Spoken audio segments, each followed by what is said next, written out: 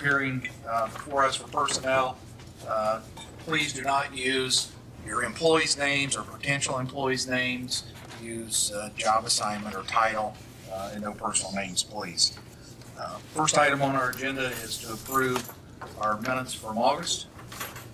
So moved. Have a motion? Second. Second. Any discussion? If not, all those in favor signify by saying aye. Aye. Those opposed? Motion carries.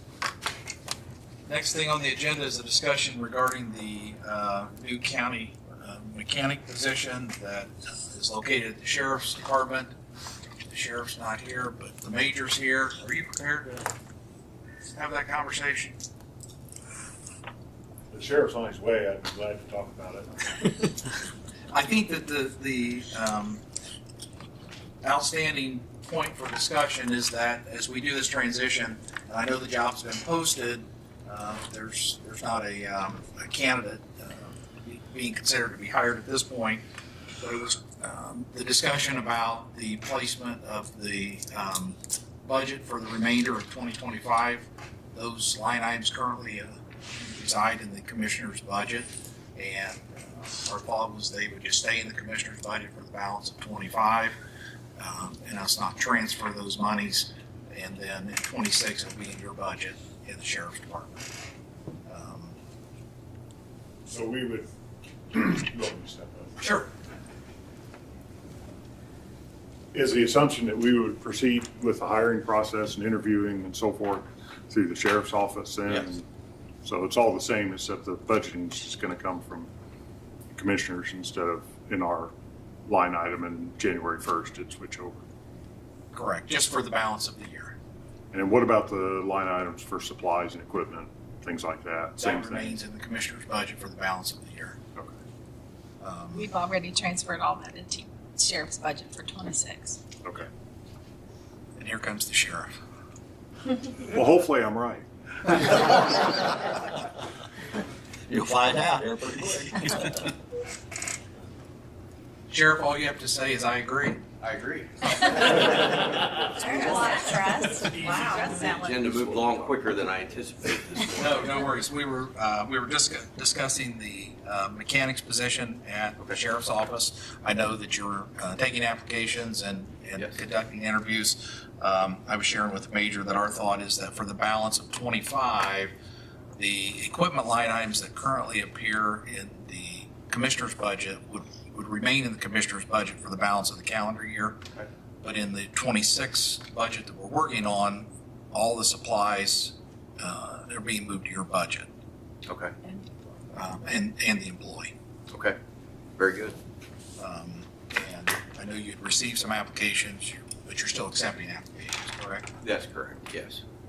I'm not gonna ask you to look in a crystal ball and speculate when you may have someone, but if you'll prioritize that. Yeah, absolutely. We plan to advertise for that. We do actually pretty good on our social media advertising, and I hope to generate several applications that way. Any questions for the sheriff? Have you all given him permission to hire or just to? Yes, the last meeting was authorization to post to move forward with hiring. Okay, great. That was correct, right, Kim? I believe so. I thought I'd check with you, but thought that. From as far as I remember, we just had the budget issue. Yep. So, All right, I think that's it. All right, thank you. Thank you. And you are staying for finance meeting, Correct. correct? Okay. Next on the agenda are requests to hire under the clerk's office. There are 3 positions listed there. Tara is here. Come on down. I think this is your first time to be here with us, isn't it? Your second? I forgot the first one.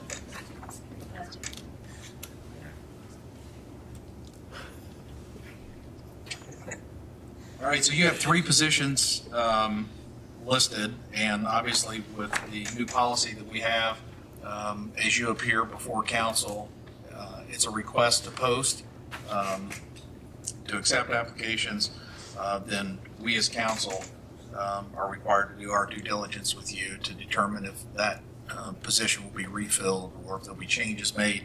And just for everyone's awareness up here, these three we'll hear them and talk with Tara today. Kim and I have a meeting scheduled with her tomorrow to discuss each one of these because Tara has been exploring the possibility of doing some restructuring within the clerk's office. She may speak to a little bit of that today.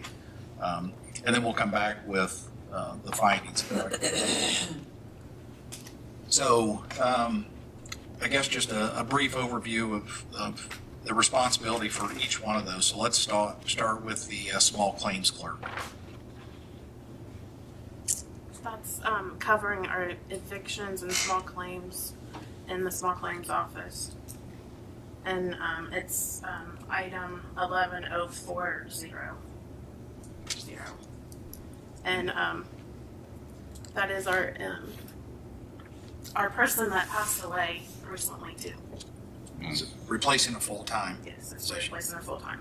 Is that a 37.5 or a 40-hour position? 35.5. 35.5. And how is that, those responsibilities being met today? Just other staff? With our current staff in small claims. So how many staff's in that office? 6 For small claims, for small claims. there's 6 small claim clerks. And they all work for you, correct? Yes. The 6 includes this position. Yes.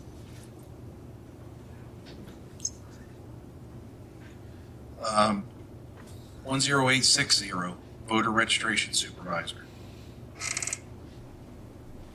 Is that the job you used to have before you were elected? Yes.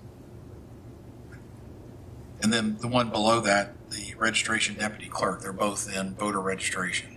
Yes. The line item 13500 is Tina, and that was a part-time position. No names. Sorry. That was part-time, Yes.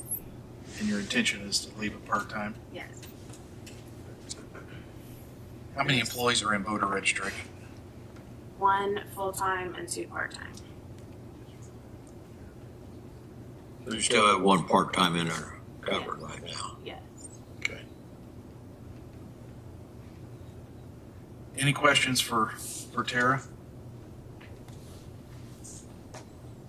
If not, Kim and I will work on this with Tara, and it'll be our goal, hopefully whenever we meet, for workshop, we'll have an update for Our workshop, next workshop will be the regular day. So oh, that's right, that's September. the changes were on. Anything else? All right, thank you.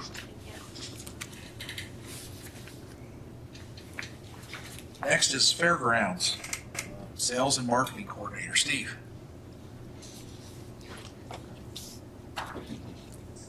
I know it's your practice to take this under consideration, but I just want to make a couple of points of some urgency in this. First of all, this is a position of 1. With the responsibilities that this person has, there's no other person to fill in when this place becomes vacant. This last day for this particular employee will be September 9th. And so obviously there's some urgency to fill this. And if I could just give you some data, don't want to sound like Mary Walker by any means, but I want to give you some data that supports this position on what we've created out there. When you look at, we were just emerging from COVID, and we created this position, and they hired in June of 2023. If you look at the income that we took in out there to the first 6 months of this year, we've more than doubled the income. And we are on path to have our best year yet. After the last quarter that we just finished, we had our biggest income and biggest visitors to the site ever. For example, the first 6 months of 2023, we had 56,000 visitors. This year, we've had 67,000 visitors. But just this last quarter, we've had 36,000 visitors. So it has increased significantly out there along with the income.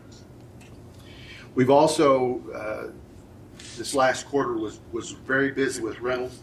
We had the South Down Sheep Breeders Association, Small Business Expo, Heartland Antique Show. Of course, the 4-H Fair is in June, which I think had their biggest attendance ever this year. And we can track this with a program that we have through the Tourism Bureau. It actually tracks cell phones that come into the area. We can draw a virtual fence around it and track the hits that we get off cell phones. So obviously it doesn't track everybody. If you don't have a cell phone, it doesn't track them. If their cell phone is not on, it doesn't track them. But it does track the activity. So it's fairly accurate when you compare the data from quarter to quarter.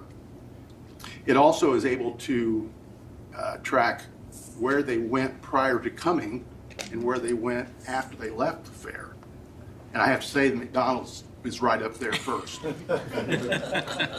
Also this last quarter we had the annual Square Body Truck Gathering, Midwest Truck Nationals, Central Indiana Gun Show, the Girls Inc. Athene Awards, and it also was the start of the annual Autumn Oaks gathering out there. This next month we have upcoming, and again this is why it's important to keep this position filled. The Autumn Oaks obviously has continued and ended, but we have a circus coming. The Department of Natural Resources has their deer hunting regulations seminar. Soil and Water has their cover crop fall and winter soil preparation seminar. We have a mixed martial arts event coming.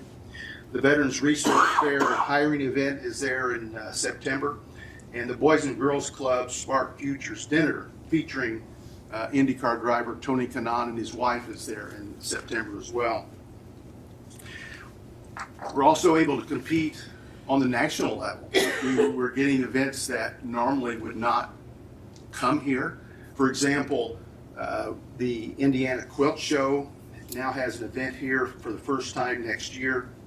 The Peak Auction Company, which is a large consignment auction that is in North Carolina, New York, Illinois, North Carolina, and Missouri, and now they're coming to Indiana. This will be their first event in Indiana.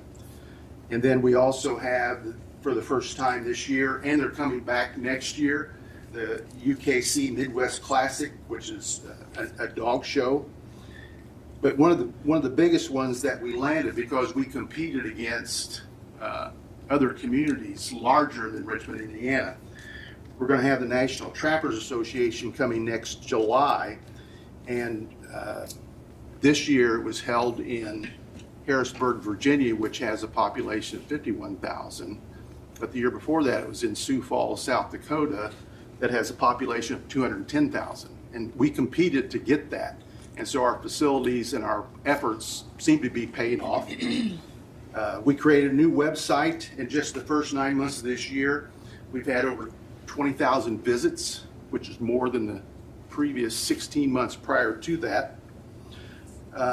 We also have a Facebook page, which has over 2,200 followers, but it also had over 146,000 views, which means somebody went to that page and opened it to look at something. So there is some urgency, and I'm requesting to be able to post and hire this position. I don't know that we can add to that. Mary said. In fairness to Mary, yeah. You know, I think that, Steve, is it fair to say that the current employee, the priority was to hire someone that would market the fairgrounds, so it wasn't a drain on the county, that it was something to market and use, and she's done a tremendous job getting us there. And you know, the work she's done, the information that she shared with us. When we adopted the policy about review, we did create the ability for exceptions, and I think that this is one of those positions that would be an exception, because if we don't allow the replacement, Steve's going to have to take all that stuff on himself. And I know nothing about Facebook or websites, so. So I'll open it up to questions or entertain a motion. I just have a quick question. I don't know if I can ask this actually, but I will. So is the person leaving because of money? I mean, It's a, are we not paying enough? But she's obviously done a great job, yeah, but I think it's more money, and I don't want to let where this person's going, but it is a new position, has new challenges. It is a local agency that she's going to. I think it's a good fit for her, but it is a newer, more challenging, and more money. okay, I just wondered if that was part of the problem. No, yeah. Thank you. We've talked for years about marketing the fairgrounds out there, and trying to get it self-supporting. So I do support this hiring of posted and hiring. Is that a motion? Making a motion, yes. I'll second. We have a motion and a second. Any discussion? Not all those in favor signify by saying aye. Aye. Any opposed? Motion carried. Thank you. Thanks, Steve. Next is emergency communications. Mr. Kane.